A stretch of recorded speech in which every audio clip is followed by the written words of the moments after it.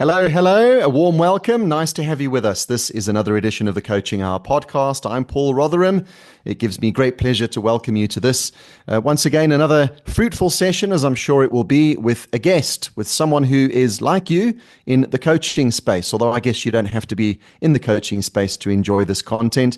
Nice to have you with us. Mary, unfortunately, not feeling great today, so she's AWOL. Here, though, and feeling very well and looking fabulous as always is Mareka, who's also part of our Coaches Network SA family. How are you, Mareka? I'm well, thanks. And you, Paul? Wonderful, thank you. And you set up this week's guest. Who are we chatting with? Yes, we have today with us Karen Blair. Welcome, Karen. It's so nice to finally have you on our podcast. Thank you. So lovely to be here, Mareka. Thanks for having me. So Karen is a life coach, an NLP practitioner, transformation therapist, and also a systemic constellation facilitator. And today we're going to talk about an interesting topic and I think a journey that I'm also on currently, and that is the journey within. But I want to hear your perspective on that, Karen. But before we get into that topic, maybe just tell everybody that's listening and watching on YouTube, who's Karen and how did you get into the coaching space? Oh, good morning, everyone. So I've really been on this journey for a long time. I would say it started about 30 years ago, and I think it's the traumas and the dramas in our lives that, invite us on this journey. And what really got me into the inward journey is when I went through a divorce, because I was in a space of blaming, and I thought that when I was divorced that all my troubles would go away and that I'd be a very happy person and that life would be amazing. And only to discover that as I sat on my own, that everything that I was experiencing during the marriage was still with me. And I really had the awareness that it is not outside that I need to work, but it is the inside. So getting rid of something on the outside didn't change my life. And it was actually quite a shock, because I couldn't believe that I was in such a terrible space, because I really thought this was going to be the answer to my prayers, being on my own. But yet being on my own has been the most powerful journey that I've ever experienced, because it's when I finally was able to sit on my own and not feel sadness or sorrow or hurt or pain, was when I really saw the power of being on my own. And it's not being on my own, it's just being in the stillness of my mind without seeking. I think it's the constant seeking that's so exhausting.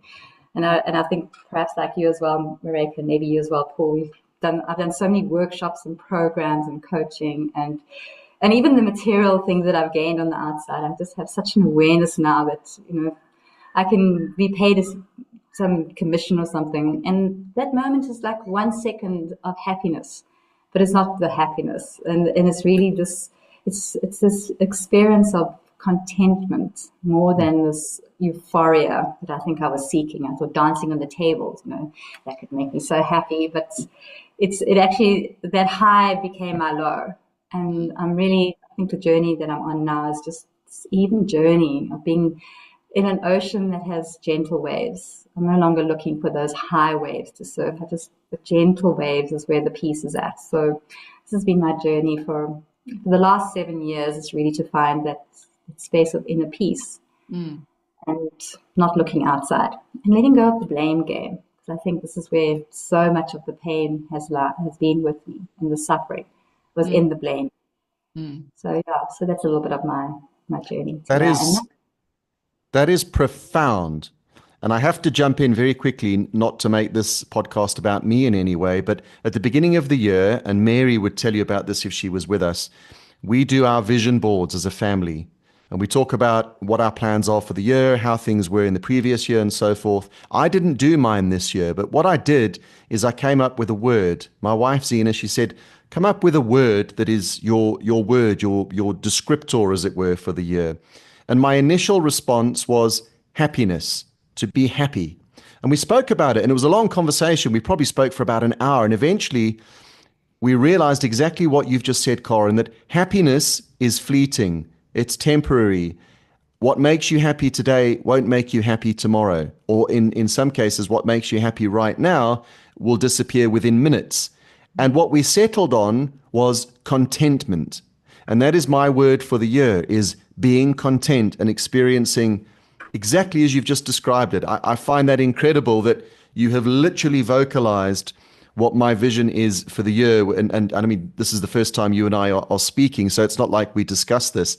So thank you for that. I think that's incredible. And I think a lot of people could do the same, is move your or shift your thoughts from intermittent happiness, which, yes, is great when it happens, to a more constant, even flow. As you've said, the waves are just gently coming along. You're not having the highs, you're not having the lows, but you're just content. And I think that's so profound. So thank you. Thank you. So, Karen, there's actually quite a few stuff that you said, that one can, that I took, that I want to ask a bit of questions on or to mention. So you said something, when you divorced, you thought, oh, now all my problems are solved. And myself, having gone through exactly the same, I think what you're saying is so important. I just want to pause there because many people try to find happiness. The very next step is maybe to find happiness in someone else, to the next relationship. And it's when you are in the next relationship, when all those things that you thought you've dealt with or left behind, they are right there. And the same things start to trigger you. Was that your experience as well?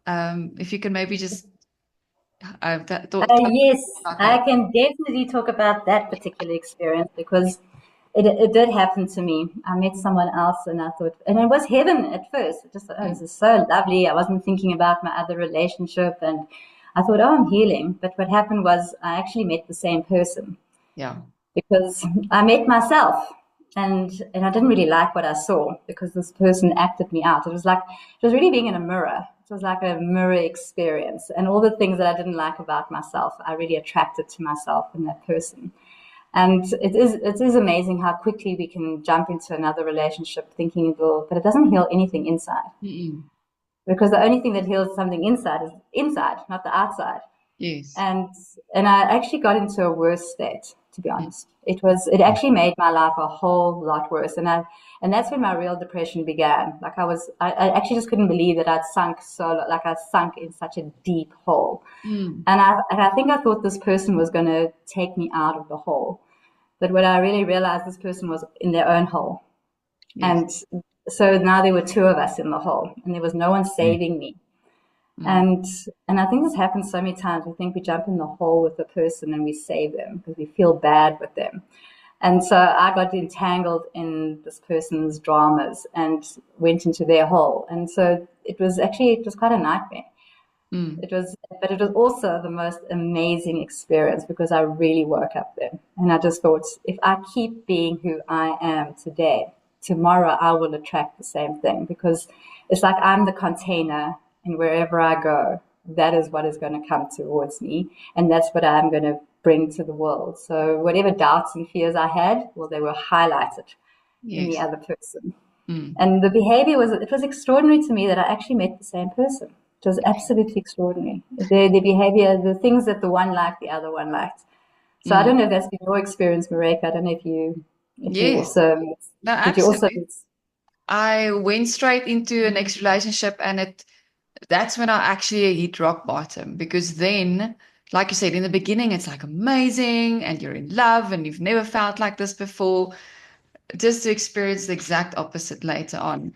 And I had a similar conversation yesterday with one of my clients, because you mentioned that you had to go within and you had to do the work. And our conversation was about what does this work entail? Because we think we've done the work if I've put it behind me. I no longer think about it. It doesn't keep me awake at night anymore. Then I think I've done the work. And I almost I use the analogy of getting fit. Now, if I want to get fit, I can't watch YouTube videos, of people exercising and get excited and thinking, oh, wow, I'm getting fit. But yet we do the same with our mind and our trauma. We watch a podcast like this, or we read a book, and then I think I'm doing the work. From your perspective, what does it take to do the work? It's so interesting because I'm so in agreement with you, and I do feel amazing when I watch a podcast, and there's some really incredible spiritual teachers. But Yes. that's just acquiring knowledge and content, and I think the content is very valuable. I think it is valuable for us to be listening to a podcast like this and to gain awareness and knowledge, because I'd rather fill my mind with this than to watch a crime movie, which then Absolutely. plays in my mind throughout the whole night. Because I do experiment with it, and even my youngest son will say, "Come and watch this game I'm playing." I'm going, "Oh my goodness, I don't want to watch this game. I'm going to dream about it tonight." So no, we can't watch it. So and really, I think knowledge is very important, but it's a small part of the journey. Yes. And it's holding a thought in mind. And I really think our journey is so simple. We've just made it so complicated. And we've complicated it because we've got so much choice available to us. You can do this technique and that technique and another technique and another technique. And eventually I don't do any techniques. It's too complicated. But there's the one thing that's really helping me a lot is to hold one thought in mind, just one thought. And it's really crossing the midline. And I think maybe this is why we learn to cross the midline as children, so that we can remind ourselves as adults, just cross over the line, cross the midline. And we can hold the thought in mind, I'm a bad person, I'm a terrible mom. And there's a feeling that happens in my body. I mean, even if you feel it, like if you think I'm a bad dad or a bad person, it actually pulls in. But in the same light, I can just say to myself, I'm a peaceful soul. And it's just one thought. And it has nothing to do with parenting. I can just say I'm peaceful. And that one thought will take me, but I have to hold the thought. Yes. It's expanding on the thought. And I always find it so interesting. We can have a moment where we're feeling so happy, but we don't stay there. We look for the next thing to do.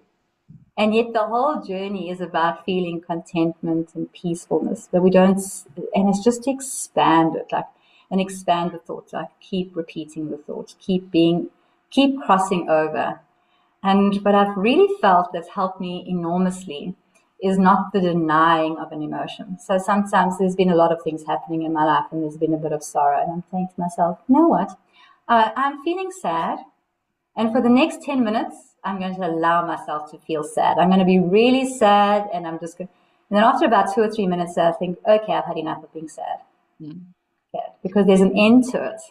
Yes. I think we leave a gaping wound open. We just don't put a stop to it and say, okay, let me allow myself the emotion.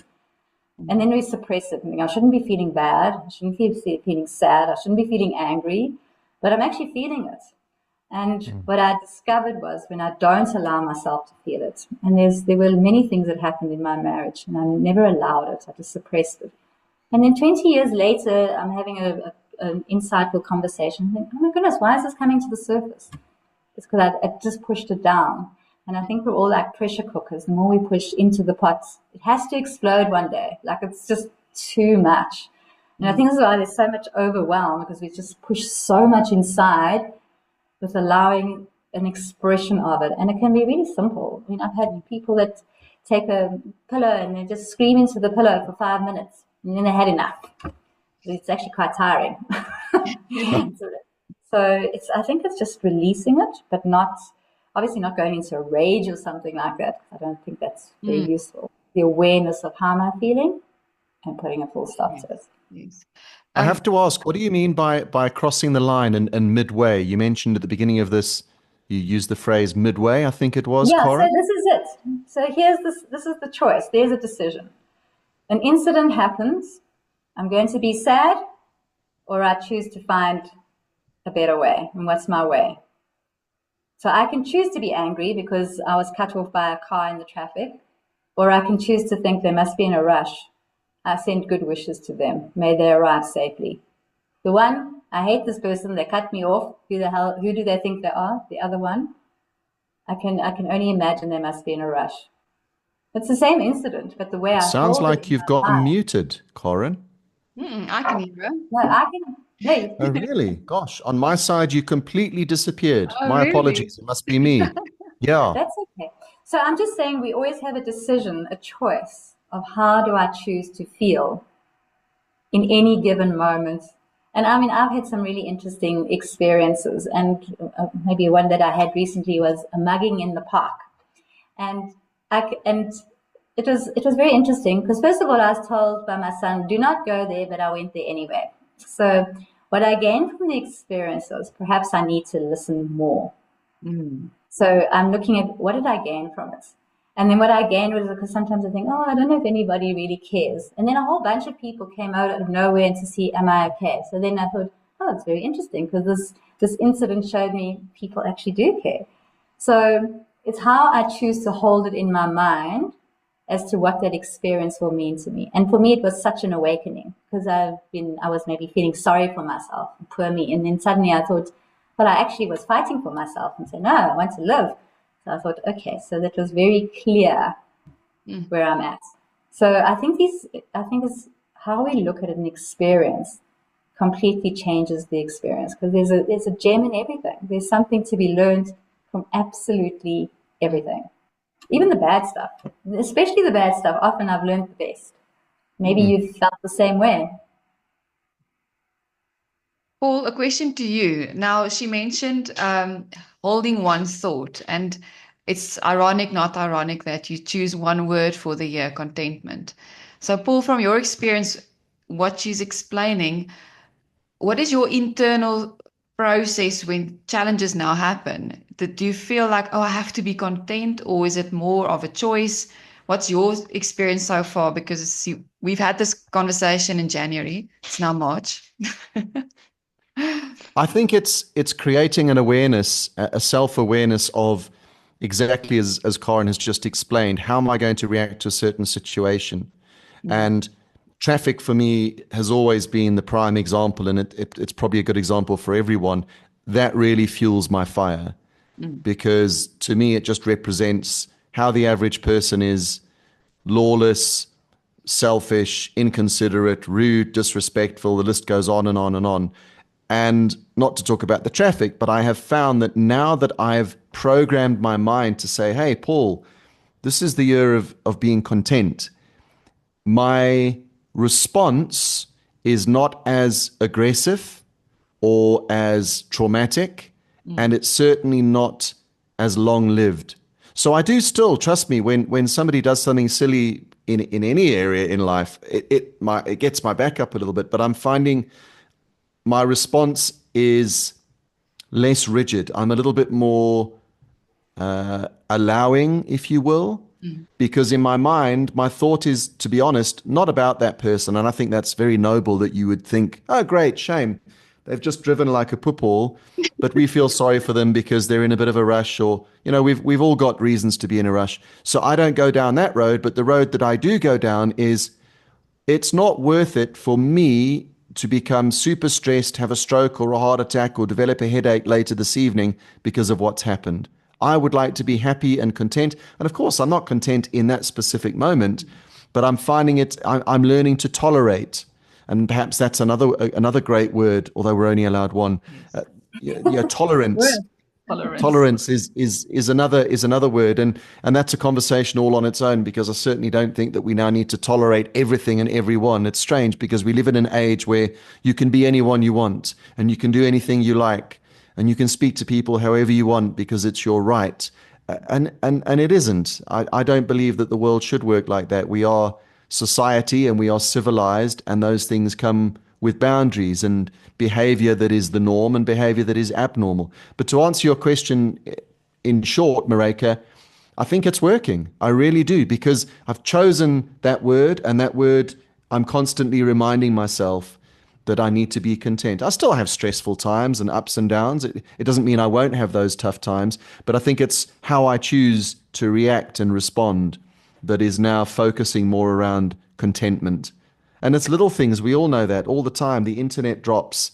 A 5-minute job suddenly now takes you an hour because something goes wrong. And those things used to frustrate me massively. It could also be age. I mean, I'm 51 now, and I think I behave very differently at this age to how I was at 25. I start seeing my parents and even my grandparents when I was young, and I think, gosh, yeah, there's a reason that old people are set in their ways and generally very happy with life, because they just learn to let go.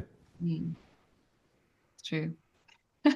I think important, Karen, I don't know if you will agree with me, that as Paul explained, even though we still get angry or frustrated, I think the important thing is not to beat ourselves up about it, to say like, oh no, my idea was to be content and now I'm so upset, and I've just, lost my temper, with the kids or in traffic. I don't know if you agree that we shouldn't be hard on ourselves because we will still have emotions. Yeah, I think this is really the trick. And I think and what you're saying is so the truth, because I just liken it to a baby. When a baby's crawling, when a baby's walking and baby falls down, baby doesn't think, oh my goodness, I fell down here. What's happened here? Why did I fall? What's wrong with this? Was the road uneven? What? Baby doesn't do that. Baby Mm. just gets up and sees mommy and keeps running. And even if it falls again, baby gets up and keeps running. And it's to look forward. I think it's really to be aware, because looking in the whole creates more of the same thing. So, and it's really interesting because I have this experience with my children. I look at the messy room and all I see in my mind is their messy room. And do you know what's happened with the messy room? It's become more messy. It started out with a little mess, but the more I focus that their room is messy, and it's interesting because my little one is very aware of his brother's mess, but he's been so focused on his brother's mess that his room has also become a mess, because all he has in his mind is the thought of mess. And so this is where we really, it's really focusing, let me run towards mom. Let me keep my mind on to get to mom so that she can wrap her arms around me. So it's really focusing on where am I going. And I think a lot of the time, and it's the same thing as what I don't want. Like if you ask a person, what do you want? They'll say, well, I don't like meat, and I don't like going to the bush, and I don't like this. And I said, well, it's this thing. What do I like? And when we keep our attention on what we like and where we are going, there's so much less for focusing on making the mistake, because you just keep going. Like you just keep going to where you're going. It doesn't matter if you make a mistake. You just keep going. But the moment you absorb yourself in the mistake, well, then I get stuck. I get stuck in the mistake. Yeah. It's with my children's fault. When I'm focusing on what he did wrong, well, he does more wrong. This is what I can see. And when I say, and like what you said, Paul, is letting go is so powerful. When I let it go and say, let me focus on some of the good things he's doing. Oh, he's fetching the children from school. Oh, he took them for a nice meal. It actually makes me feel better. Yeah. Whereas in the past, I used to just look at what he does wrong, just to catch him out. Oh, it's not good. But what I didn't realize, I wasn't being a good parent. I wasn't a good parent because I wasn't taking care of my children's needs and being kind. Because when I'm kind to their dad, then they feel better. When I say to them, mom and dad had such a lovely conversation yesterday. I just notice how different it feels for them. Yeah. I notice them that they light up and they feel happy and they say, oh, that's so lovely. And if I say to them, oh, we're fighting, it doesn't feel good. It doesn't feel good for me, and it definitely doesn't feel good for them. So it's really where I keep my attention. That's very powerful.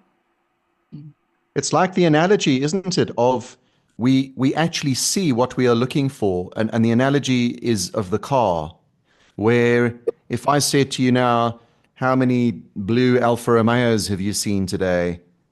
You'll say, none.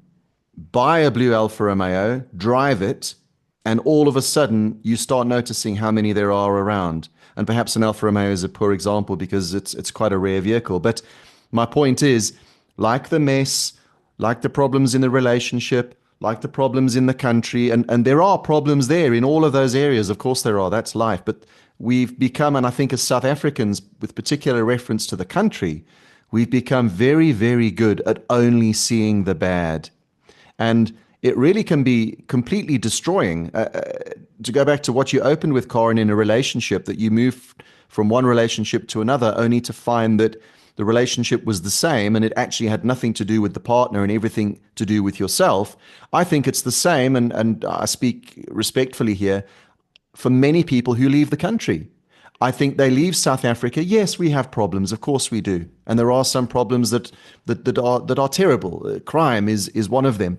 But people leave here expecting their life to suddenly miraculously improve and become perfect because they're moving to paradise, only to find that within 6 months or a year or two that their life is actually the same. Might be slightly different problems, but they're actually, in my experience, talking to people and seeing people on social media, the majority of people who leave wish they could come back. This is very interesting. It's very true. Now, I think, like you said, Paul, the moment that you start looking at the problems, that's all you see. You'll see that overseas as well then.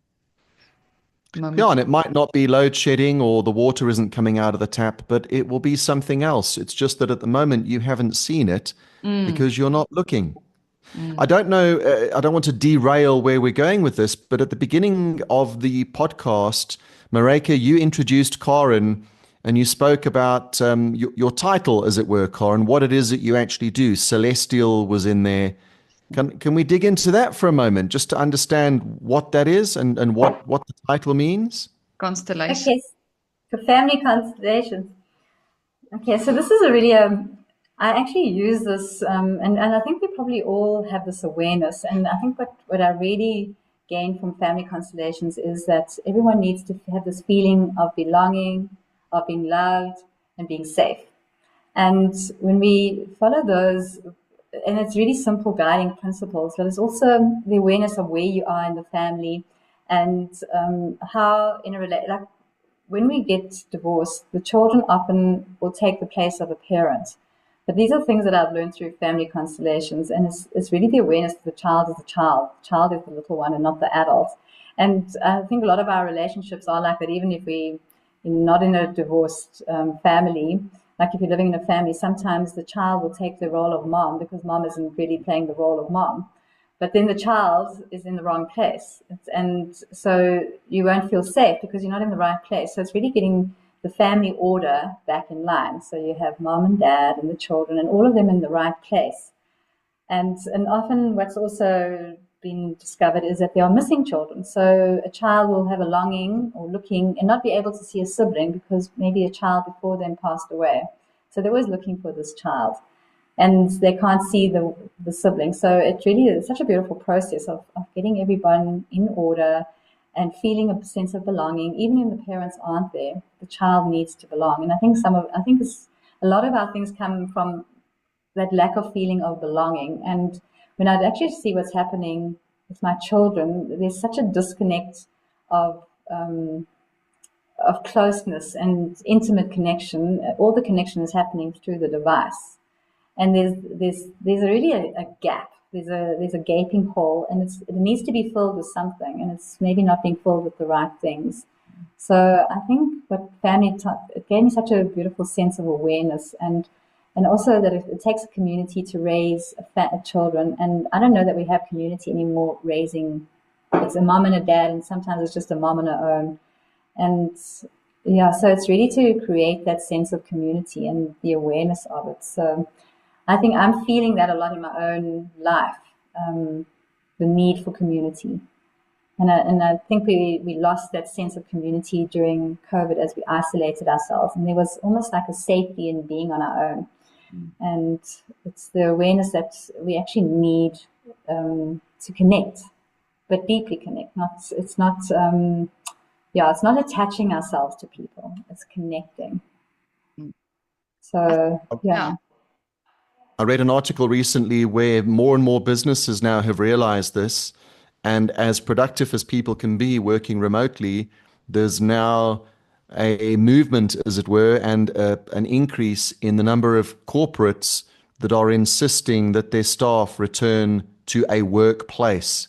They're finding that, yes, it was wonderful to be able to cut down costs and not have to have massive office buildings with hundreds of people, but they're realizing that what's coming out of the pipe at the end is nowhere near what it should be. And how do they get that back?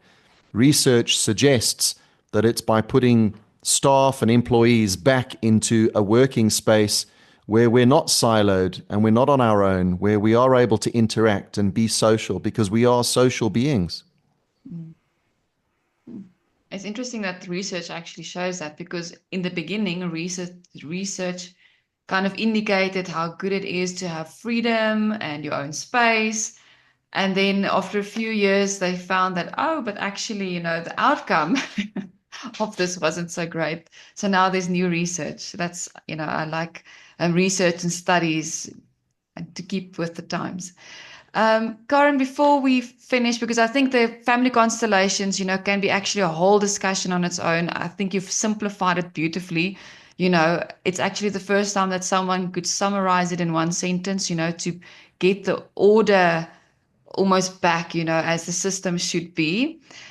So that kind of creates a nice picture in my mind of what that means. But just as a final, to wrap up today's session, if there's someone listening that really has the desire to go within, but they feel that they might be an overthinker and overanalyzing everything, and they're struggling to quiet their mind, if one can say that, what would your advice be for someone that really wants to go, on that journey to really go within? So it's really interesting because what really helped me was ice baths. Oh. Because nothing on the outside helps you when you're sitting in the ice bath. Nothing at all. It's what happens on the inside that keeps you in the bath. Because when you're focusing on what's happening on the outside, you just want to go to that hot shower. Mm. You're really going inward is when it's actually the inward journey is so peaceful. It's to slow down, to be quiet, and just to be. And the overthinkers is often it's because we actually attach to the noise outside, because we feel that the noise outside will take away the noise inside, but the noise outside is actually just creating more noise.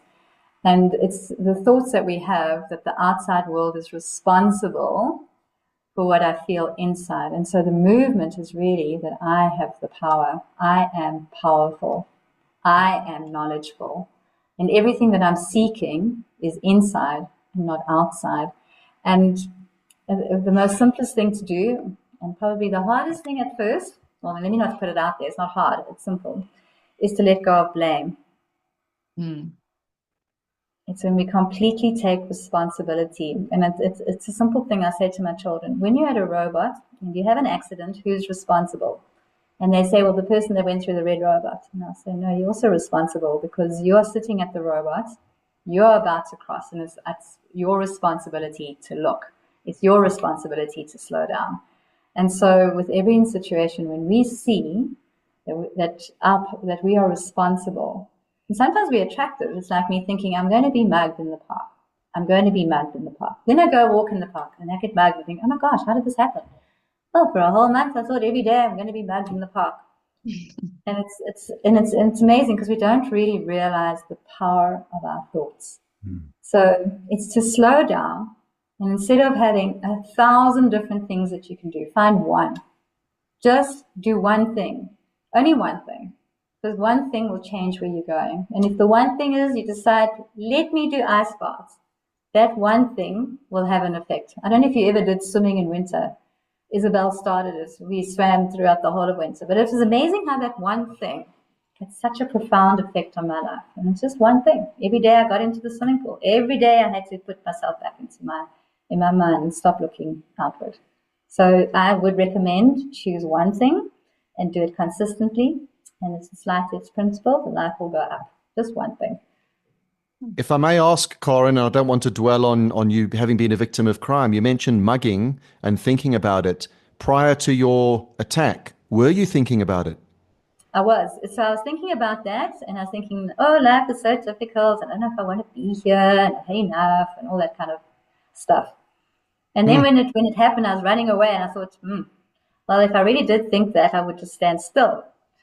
And I think so. As much as it happened, it was a blessing. But my thoughts were heading in the wrong direction. So, would it be fair for me to say that you caused it? My thoughts created a situation for me. Yes. Wow. That's and it might not even be now. You see, we look at it as though it just happened today. My thoughts might have been from way back. I would have already been creating a situation. Because it just accumulates. I'm a terrible person, eventually you become the terrible person that you believe that you are. So it only takes one thought. I'm a beautiful soul. One thought. And that's a great place to leave you, this podcast. You are a beautiful soul, as Karen has just said. I would imagine, Mareka, that all the contact details for Karen will be in the comments section or the description. Correct. Fabulous. Karen, it's been wonderful chatting with you. I think that we are definitely going to knock on your door again for the family celestial positioning and the relationships. Constellations. Sorry. Constellations are celestial. So I like the celestial. It sounds amazing. We'll definitely explore the family celestial constellations. Listen, we've just landed another private craft on the moon. So at the moment, all eyes are up. And I think it would be wonderful to chat more about that. But thank you for watching this podcast. If you've been watching, thank you for listening. If you haven't been watching, but you've heard every word, we appreciate that. And a reminder that if you are in the coaching space and you would like to be featured in this podcast, you can reach out to us. We'll connect with you and get you on board. Likewise, if you have any questions or comments, please leave those as well. We always love hearing from you. From Mareka, from Karen, and from myself, Paul, thank you so much for joining us for this, another edition of The Coaching Hour. Cheers for now.